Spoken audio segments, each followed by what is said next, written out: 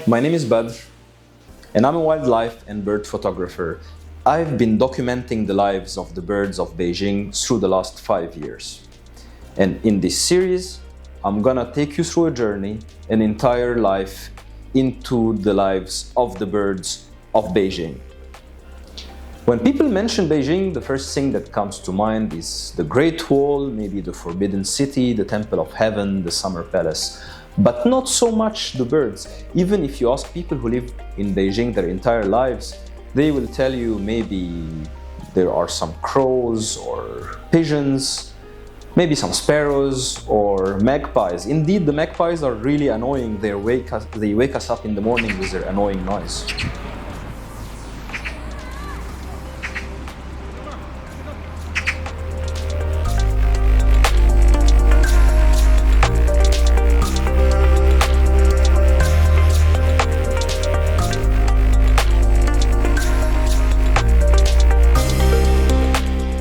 But if you talk to an expert ornithologist like Terry Townsend, he will tell you that there are over 500 different species of birds who either live in Beijing through the year or they come and pass by Beijing during the migration seasons. There are two migration seasons, one in the spring and one in autumn, and in this episode we will be talking about the spring migration season.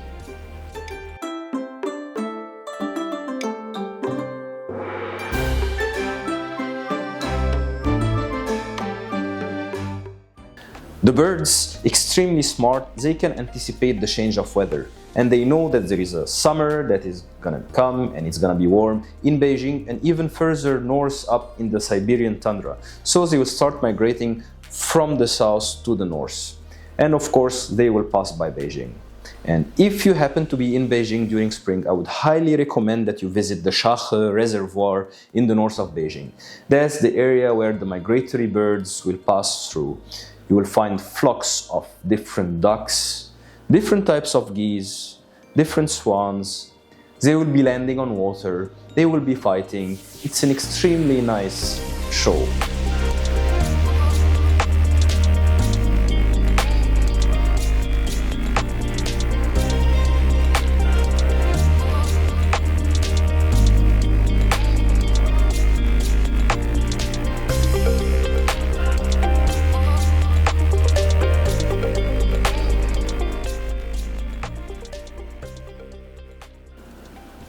Another excellent area to go is the Summer Palace. In the Summer Palace, they have an entire area that is protected for the migratory birds. It allows them to pass through safely without the annoyance of human activity.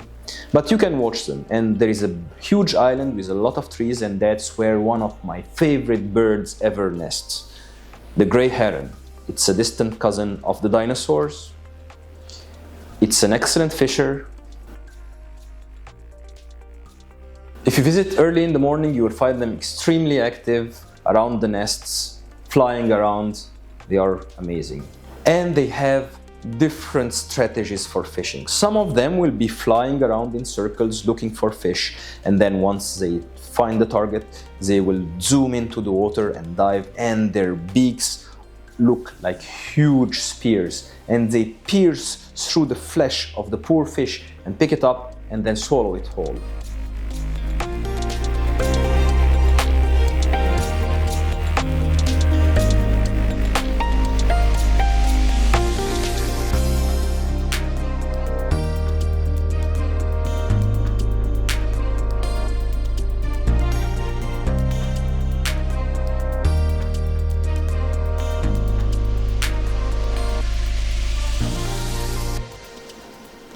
Another strategy will be standing on water, standing still or walking extremely slowly without making any wave or splash, waiting for a poor fish to come, and again they will attack and pierce the fish and take it back.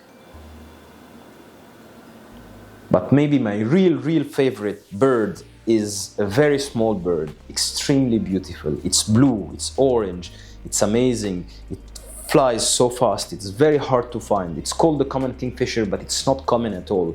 And when I was able to find it and I was able to hide from it, I was able to watch it and videograph it.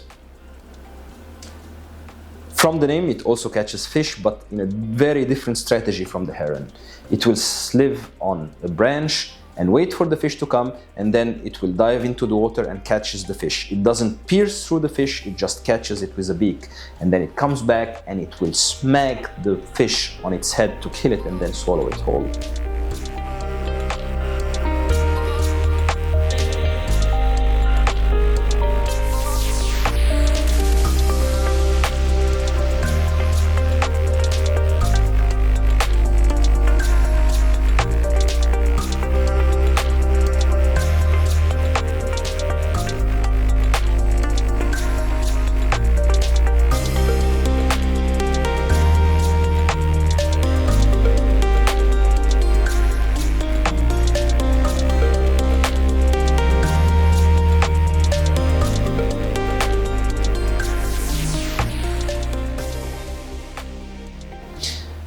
An interesting fact about the kingfisher is they have an additional eyelids that allows them to see underwater while they are diving. So basically, natural goggles, if you wish. Another very interesting fact, kingfishers helped the humans to design their bullet train or the extremely fast trains in Japan. When the engineers were designing the train, they had different designs, and all of them were creating shock waves, were creating huge noise that was simply unacceptable by people who lived near the tracks of the train. The chief engineer was an avid bird watcher, and one day he was out watching the kingfisher, and he looked at the kingfisher while it was diving in the water, not making any splashes, not making any waves, and he looked at the design of the beak, and that inspired the design of the bullet train that we know of today. But not all the birds of Beijing are carnivores who eat fish. Some will come for fruits, like the azure magpie or the bulbuls. Others eat worms and different other insects, like the magpie or the Chinese blackbird. Others even catch some algae from under the water, like the Eurasian coots and the black swan. The black swan are not native to China. They actually have been imported from Australia, and they found that Beijing was an excellent place to live. It's full of food, excellent weather, and a good life there. The geese who came through the migration will stay there in the summer, and they are very well fed by the very generous visitors of the public parks like the Olympic Park or the Nanhaize Park. So when the birds are feeling safe, are feeling full, it's time to build a family. And perhaps the best show on earth is the great crested grebe.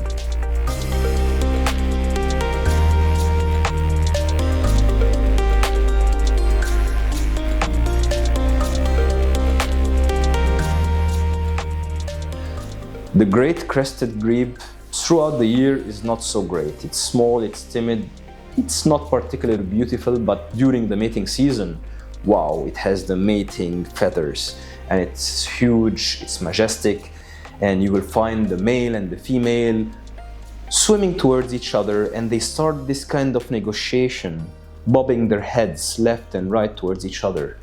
And once they have an agreement, they will start diving underwater and they will catch some branches and different materials.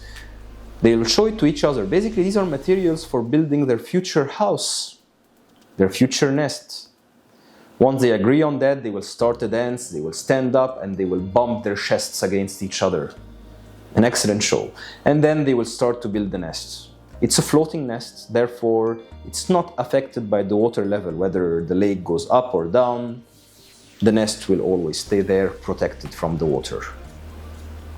Once they are happy with their house, they will start doing the deeds.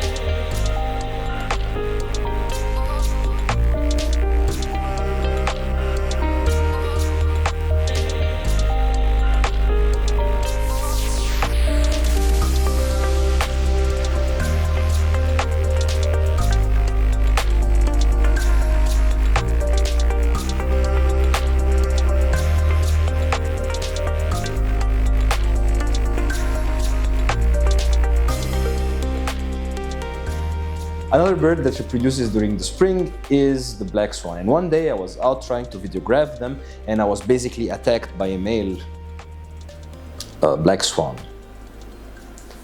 Little did I know that there was a female on the other side of the river that was laying on the eggs. So the birds during the mating season are extremely protective and we have to really respect that.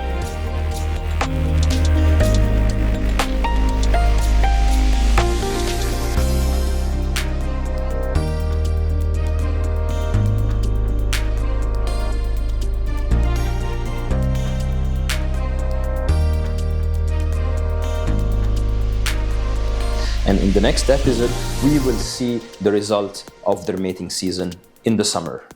See you next time.